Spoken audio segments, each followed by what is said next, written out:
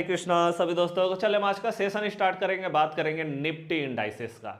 आज हम जो देखने वाले हैं ना, आज हमारा वीडियो बहुत यूनिक होने वाला। आज जो इन्फॉर्मेशन मैं आपको देने वाला हूं, शायद पूरा यूट्यूब में आपको ये इन्फॉर्मेशन नहीं मिलने वाला है। तो आज हम बात करने वाले हैं निफ्टी इंडाइसेस का, क्योंकि हम जनरली बात करते हैं निफ्टी का, सेंसेक्स का, बैंक निफ्टी, मिड कैप, लेकिन इनको अगर समझना है, इनका अगर एनालिसिस करना है तो निफ्टी इंडाइसेस को समझना जरूरी है। तो आज मैं आपको एकदम स्टेप बाय स्टेप बताने वाला हूं कि मार्केट को एनालाइज कैसे किया जा सकता है। हम आज कोई स्ट्रैटेजी की बात नहीं कर रहे, आज हम कोई सेटअप की बात नहीं कर रहे। आज हम सिर्फ ये जानना चाहते हैं कि भैया मार्केट को एनालिसिस कैसे करना है, एक सही वे क्या होगा एनालिसिस करने का मार्केट को। तो आइए हम पूरा वीडियो को स्टार्ट करते हैं।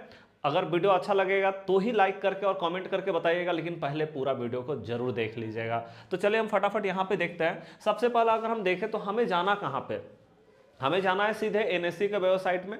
आप सीधे सर्च भी कर सकते हैं, जैसे मैंने सर्च किया है निफ्टी इंडाइसेस। अब निफ्टी इंडाइसेस आप सर्च करोगे ना, जैसे आप देखो, आप अगर एनएससी के वेबसाइट में जाओगे ना तो आपको यहाँ पे होम मिलेगा, इंडाइसेस मिलेगा, उसमें इक्विटी, सेक्टोरियल इंडाइसेस और उसके बाद बैंक निफ्टी। आप ऐसे भी जा सकते हैं, आप देख लो, स्टेप लिख लो ऐसे करके, अगर आप सीधा एनएससी के वेबसाइट में गए तो। और नहीं तो फिर आप यहाँ से सीधे ये भी सर्च कर सकते हैं टॉप 12 बैंक इन बैंक निफ्टी, मतलब टॉप 12 बैंक, ऐसे करके भी अगर आप सर्च करोगे टॉप 12 बैंक इन बैंक निफ्टी, अगर आप ऐसे भी सर्च करोगे ना तो सीधे आप इस पेज में आ जाओगे। मतलब यहाँ जैसे ही ये चीज़ को आप सर्च करेंगे, आपके सामने जो पहला पेज ओपन होगा, पहला जो लिंक ओपन होगा, उसको जैसे ही क्लिक करेंगे सीधे यहाँ पहुँच जाएंगे।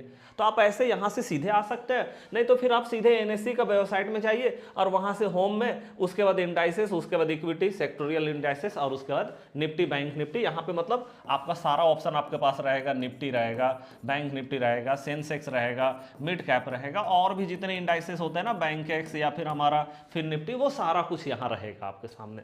अब देखो यहाँ हमने ये पेज में आ गए, यहाँ तक कोई दिक्कत नहीं होगा, आप देख लेना इसको स्टेप बाय स्टेप। अगर नहीं क्लियर होगा तो आप कमेंट बॉक्स में बताइएगा कि इस पेज तक कैसे आना। अब जब हम इस पेज में आ जाते हैं ना तो एक चीज हमारे लिए यहाँ पे हमको मिलता है, ये आप देखिए यहाँ पे हमारा बैंक निफ्टी लिखा हुआ है। आप चाहे तो यहाँ पे चेंज भी कर सकते हैं। आप देखो ना, काफी सारा सेक्टर आपके पास है, सारा सेक्टर को आप देख सकते हैं। आईटी सेक्टर में कौन कौन सी कंपनी है, कितना रेशियो बनता है, एफएमसीजी, हेल्थ केयर है, फाइनेंशियल सेक्टर है, या फिर आप देखो सारा का सारा सेक्टर आपके सामने यहाँ पे रहता है, जिसमें कि आप देखो निफ्टी 50 भी आपके पास यहाँ पे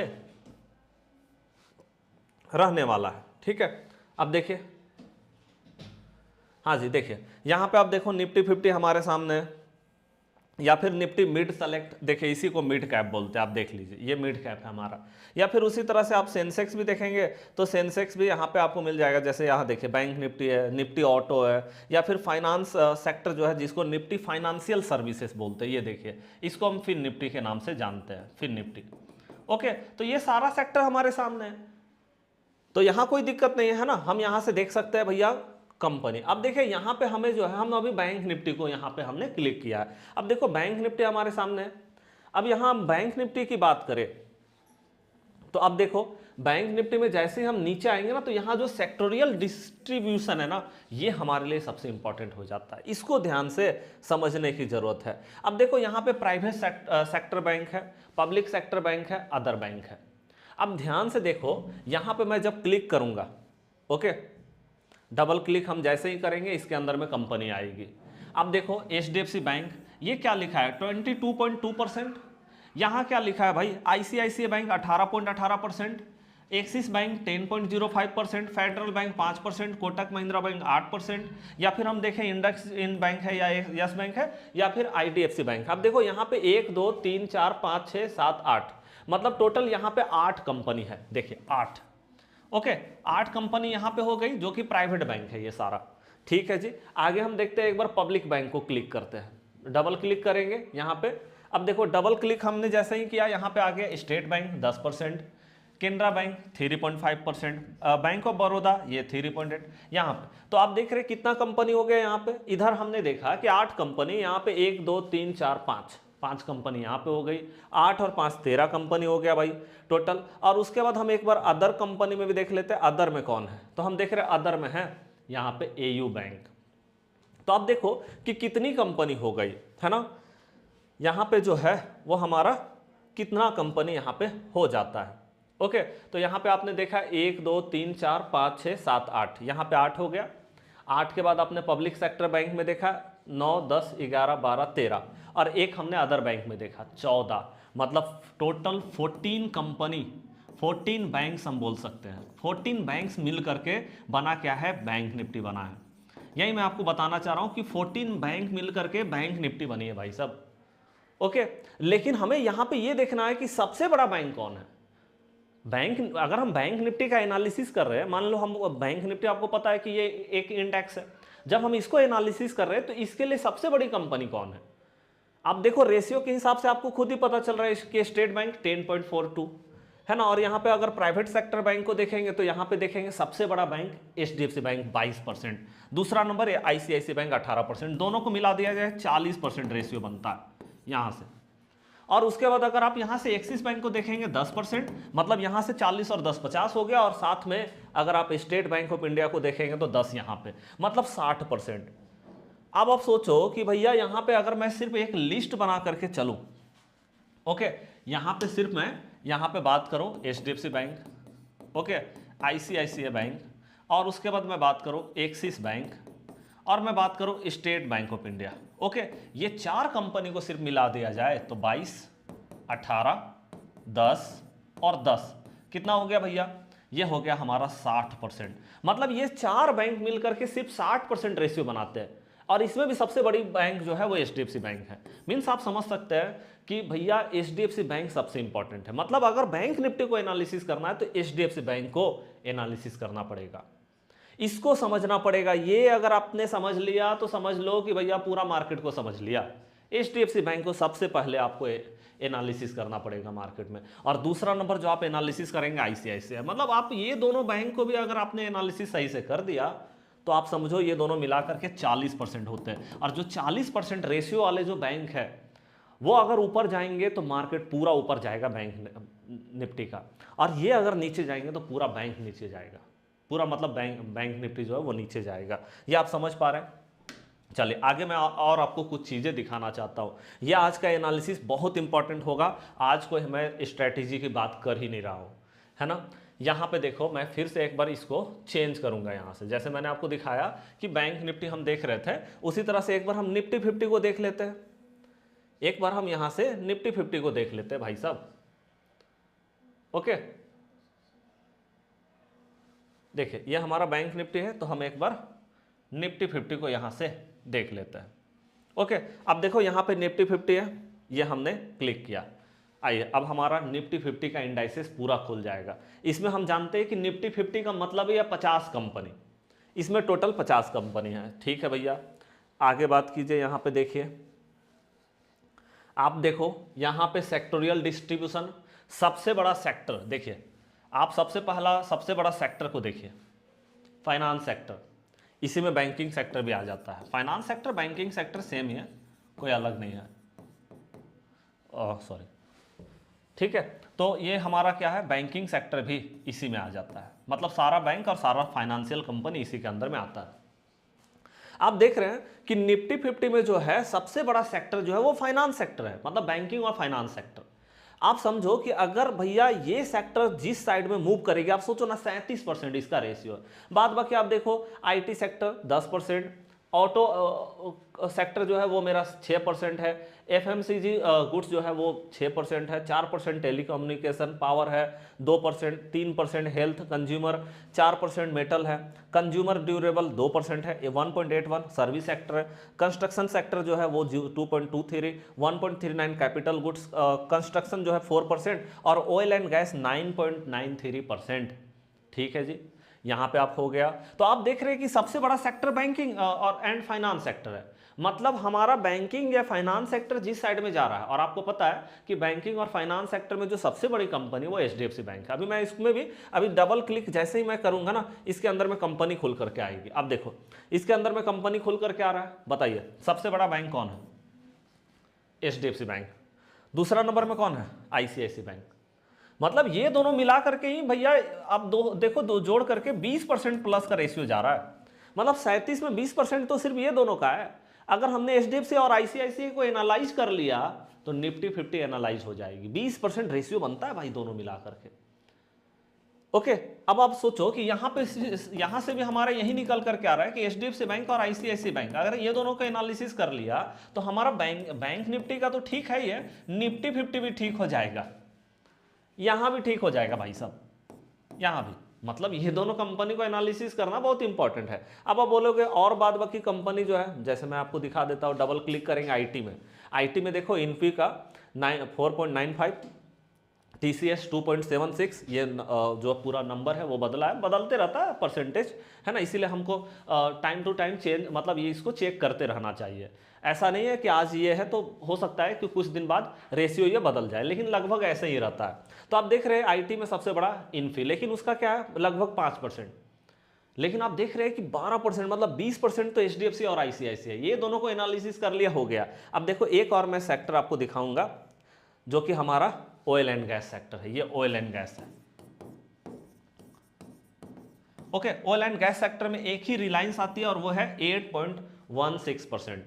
मीन्स आप देखो यहां पे अगर हम जोड़ रहे पूरा का पूरा ऐड करें तो हमें पता क्या चला, एचडीएफसी बैंक 12%, आईसीआईसीआई बैंक 8%, है ना, दोनों मिलाकर के 20%। और अगर इसमें रिलायंस इंडस्ट्री लिमिटेड को हम देख ले तो ये 8% है, लगभग 28, 29 मान के चलो, 29% पूरा, इसमें पॉइंट भी तो कुछ था, ठीक है, तो 29% होता है। अब आप सोचो कि भैया अगर रिलायंस, एचडीएफसी बैंक और आईसीआईसीआई बैंक, अगर ये तीनों को आपने एनालिसिस कर लिया, 50 कंपनी में से सिर्फ 3 कंपनी, बस ओनली 3 कंपनी, ये 3 को एनालिसिस कर लिया भैया, तो आप समझो कि आपने पूरा निफ्टी 50 को एनालिसिस कर लिया। ये 3 में से भी आपको जानते हो, ये 3 में से भी रिलायंस को बहुत ज्यादा एनालिसिस नहीं करने की जरूरत है, अगर आपने सही से एचडीएफसी बैंक को समझ लिया।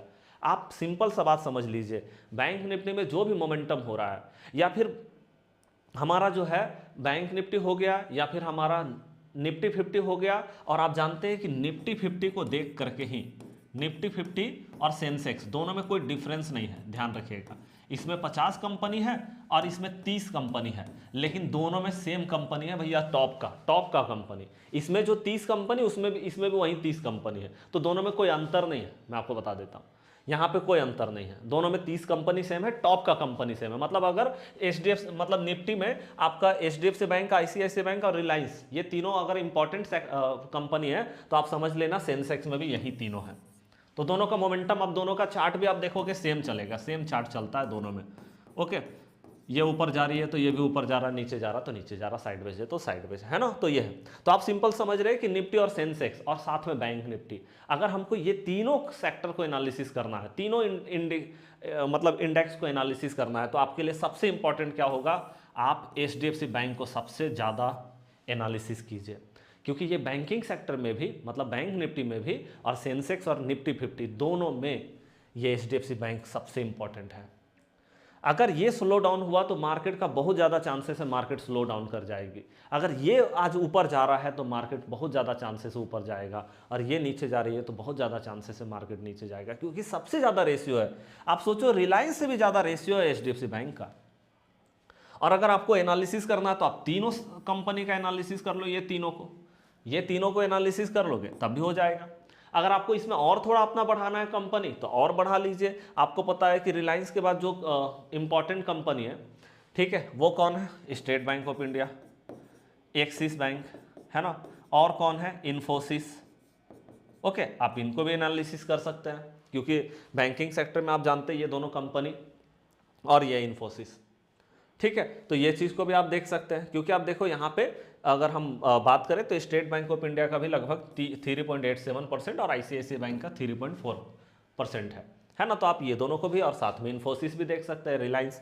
तो 5-6 कंपनी है हमारे पास, लेकिन अगर सबसे ज़्यादा किसी को एनालाइज करने की जरूरत है तो एचडीएफसी बैंक को, आईसीआईसीआई बैंक को, रिलायंस को, ये तीनों को एनालिसिस कर लिया तो निफ्टी, सेंसेक्स, बैंक निफ्टी तीनों का काम हो जाता है। और बहुत ज़्यादा करना है तो स्टेट बैंक ऑफ इंडिया और एक्सिस बैंक, साथ में इन्फोसिस आप कर सकते हैं। इससे ज़्यादा एनालिसिस करने की जरूरत है ही नहीं मार्केट में। अब आप बोलोगे भैया यहाँ पे फाइनेंस सेक्टर, तो एक बार मैं आपको दिखा देता हूँ। जैसे वो होता है ना फिन निफ्टी, ठीक है, तो फिन निफ्टी के लिए हमें क्या करना होगा, एक बार हम ये चीज़ देख लेते हैं, है ना। तो निफ्टी फाइनेंशियल सेक्टर इसको हम बोलते हैं, ठीक है। तो यहाँ पे हम देख लेते हैं फाइनेंशियल सेक्टर। देखिए निफ्टी फाइनेंशियल सर्विसेज इसको हम बोलते हैं, ठीक है। तो ये आप देख लो, इसको क्लिक करो और देखो इसमें क्या है। ओके, तो ये हमारा देखिए ये हमारा खुल गया निफ्टी फाइनेंशियल सर्विसेज।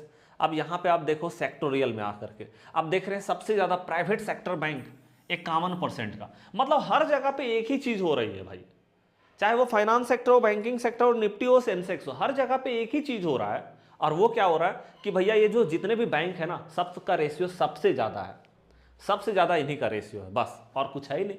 अब देखो इसको खोल करके क्या निकलता है यहाँ पे, HDFC बैंक का 17% रेशियो, ICICI बैंक का 14% रेशियो, 10% एक्सिस बैंक का, 9% ये, और साथ में आप पब्लिक सेक्टर बैंक का देख लो जिसमें कि स्टेट बैंक 12%, मतलब वही निकल करके आ रहा है HDFC बैंक, ICICI बैंक, और बहुत ज़्यादा करना है एक्सिस बैंक और स्टेट बैंक ऑफ इंडिया। मतलब ले दे के पूरा वही चल रहा है भाई, है ना। आप चाहे कोई भी मतलब इंडेक्स का एनालिसिस करो, ले दे के वही पड़ रहा है हमारा, कि वही 4-5 कंपनी को एनालिसिस करना और कुछ बहुत ज़्यादा करने की जरूरत नहीं है। अब आप बोलोगे भैया कि मिड कैप दिखा दो एक बार, देखो हाँ मिड कैप की जब बात होती है ना, तो मिड कैप में हमें ये देखना होगा कि मिड कैप जो है वो एकदम अलग सेक्टर है, ठीक है। उसके लिए हमें जो है, जैसे देखो मिड कैप में आपको एक बार दिखा देता हूँ, निफ्टी मिड सेलेक्ट हम इसको बोलते हैं। तो एक बार हम देख लेते हैं निफ्टी मिड सेलेक्ट, देखिए ये वाला, इसको हम मिड कैप के नाम से जानते हैं, जो कि मिड कैप का इंडेक्स बना हुआ है। एक बार हम इसको क्लिक करके देखते हैं, ये डिफरेंट है, इसमें हमारा फाइनेंस सेक्टर का कोई रोल नहीं है यहाँ पे, ठीक है। इसीलिए आप देखोगे कि मिड कैप एक अलग ही दिशा से चलती है, उसका एक अलग ही मोमेंटम होता है। अब देखो यहाँ पे भी अगर आप देखोगे, मिड कैप में भी आप देखेंगे तो फाइनेंस सेक्टर का सबसे बड़ा रोल है। अब आप देखो 31% का रेशियो फाइनेंस सेक्टर का बनता है यहाँ पे। अब आप यहाँ देख लो, यहाँ पे एक बार क्लिक करके देखो तो कौन आ रहा है यहाँ पे। अब हाँ यहाँ पे जरूर है कि आप बोलोगे सर यहाँ पे जो कंपनी है ना सबसे बड़ा तो BSE दिख रहा है 9%। एक बार हम यहाँ से ऐड करें, BSE जो है वो 9% का रेशियो रखती है। बाद बाकी अगर हम देखें तो सब 4% का है। इंडस्ट्रियल बैंक 4.94, अच्छा ठीक है। तो यहाँ पे हमने देखा कि BSE जो है वो 9% का रेशियो रखती है, ठीक है। एक हमें बड़ा कंपनी मिला। और उसके बाद हमें क्या दिख रहा है कि अगर हम यहाँ से देखें तो कमिंग्स इंडिया, सुजलॉन, पॉलीकैब, है ना, ये सब 4% का। हम देख लेते हैं एक बार कि सिर्फ यही 9% है या फिर और भी कोई हमें यहाँ पे दिखाई दे रहा है, और भी कोई कंपनी है। तो हम देख रहे हैं कि लगभग उसमें भी 4% ही है। इसमें एक बार देख लेते हैं ऑटो सेक्टर में, तो यहाँ हम देख रहे हैं हीरो मोटोकॉर्प। हीरो मोटोकॉर्प का एक अच्छा रेशियो दिखाई दे रहा है 5% का, ठीक है। तो अगर हम हीरो मोटोकॉर्प को देख ले, हीरो मोटो, ठीक है, तो ये हम देख रहे हैं 5.75 लगभग हम बोल सकते हैं, ठीक है। तो ये रेशियो हमें यहाँ पे दिख रहा है। और देखें तो टेलीकम्युनिकेशन सर्विसेज में इंडस टावर, तो मतलब यहाँ पे आप एक चीज़ को देख पाएंगे, देखिए ये रेशियो जो है ना, ये रेशियो बदलता रहता है। मीन्स अभी आप देख रहे हैं कि मिड कैप में जो सबसे बड़ी कंपनी वो BSE है, सबसे बड़ी कंपनी मिड कैप में जो है BSE है। मतलब BSE को अगर आपने सही से एनालाइज कर लिया तो आपको एक मोटा मोटी मोमेंटम पकड़ में आ जाएगा कि कहाँ जा रहा है मार्केट। बाद बाकी अगर आपको करना है तो हीरो मोटोकॉर्प को कर सकते हैं, साथ में इंडस टावर, मतलब जो 5% के आसपास में उसको कर सकते हैं। लेकिन सबसे इंपॉर्टेंट हो जाएगा BSE कंपनी को एनालिसिस करना, क्योंकि इसका रेशियो एकदम सारे कंपनी से डबल दिखाई दे रहा है। सारा कंपनी सब 4% के आसपास में, ये 9% है, मतलब सबसे डबल है कहीं ना कहीं इसका रेशियो, ठीक है। तो आपने देखा कि यहाँ पे एकदम से अलग कंपनी है।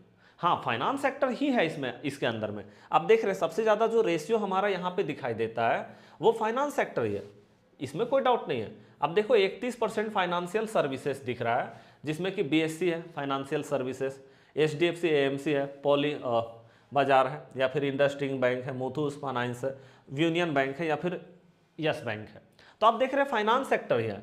मतलब अगर हम देखें मिड कैप में, तो मिड कैप में भी आप मोटा मोटी बोल सकते हैं कि अगर फाइनेंस सेक्टर अच्छा परफॉर्म कर रही है, जैसे हम बोलते हैं ना फिन निफ्टी अगर अच्छा परफॉर्म कर रही है तो आप समझ लो कि मिड कैप भी अच्छा परफॉर्म करेगी।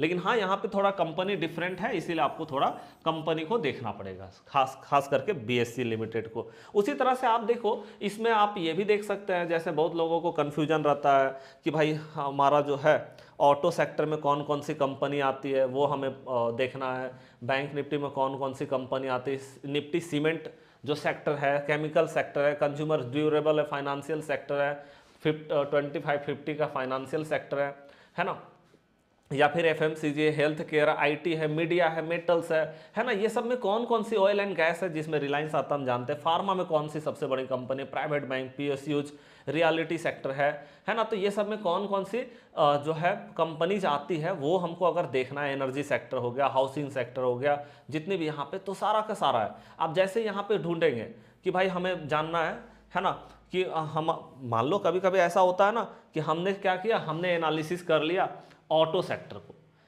हम जानते हैं कि जैसे हम मान लो यहाँ पे आएंगे, जैसे हमारा यहाँ पे चार्ट है, आप सिंपल देख रहे हैं चार्ट है, अब इसमें हमने क्या किया ना, हमने इसमें निफ्टी ऑटो सेक्टर को एनालिसिस किया। मान लो एक बार हमने यहाँ पे एनालिसिस किया निफ्टी ऑटो, ओके, तो निफ्टी ऑटो का एक यहाँ पे इंडेक्स आ गया हमारा निफ्टी ऑटो। अब निफ्टी ऑटो को हमने यहाँ एनालाइज कर लिया, ठीक है, लेकिन निफ्टी ऑटो में कोई ट्रेडिंग नहीं होता, जैसे निफ्टी 50 में होता है, बैंक निफ्टी में होता है, मिड कैप में होता है, या फिर हमारा बैंकेक्स में होता है, सेंसेक्स में होता है, निफ्टी फिन निफ्टी में होता है, लेकिन इसमें जो है ट्रेडिंग नहीं होता है, इस इंडेक्स में ट्रेडिंग नहीं होता है। लेकिन फिर भी आपने इसका इंडेक्स को एनालिसिस किया और आपको लगा कि भैया ऑटो सेक्टर ऊपर जा सकता है, आपको लग रहा है कि ऑटो सेक्टर यहां से ऊपर जा सकता है, आपने पूरा एनालिसिस किया, आपको लगा कि भैया ऊपर जा सकता है, लेकिन क्योंकि आपको पता है कि ऑटो सेक्टर में हम काम नहीं कर सकते, तो फिर हम गए यहीं, है ना, यहाँ पे गए और यहाँ पे जा करके हमने क्या किया, हमने पहले देखा ऑटो सेक्टर। देखो ऑटो सेक्टर है, हमने इसको खोला। अब जब हमने इसको खोला तो हमने यहाँ पे क्या देखा, हमने यहाँ पे देखना है कि ऑटो सेक्टर में सबसे बड़ी कंपनी, मतलब कौन कौन सी कंपनी आती है वो भी तो पता चले। तो आप देख रहे हैं पैसेंजर कार यूटिलिटी जिसका सबसे ज़्यादा रेशियो है, फिर आप 2-3 व्हीलर का बात कर लीजिए, ऑटो कंपोनेंट्स का बात कर लीजिए, कॉमर्शियल व्हीकल की बात कर लीजिए, इसको ओपन कीजिए, डबल क्लिक कीजिएगा, देखिए सबसे बड़ी कंपनी महिंद्रा एंड महिंद्रा, सबसे बड़ी कंपनी महिंद्रा एंड महिंद्रा 25% का रेशियो और मारुति का 16% रेशियो। मतलब ये दोनों अगर मिला दिया जाए भाई साहब तो लगभग 41% का रेशियो बनता है, 41% का रेशियो बनता है।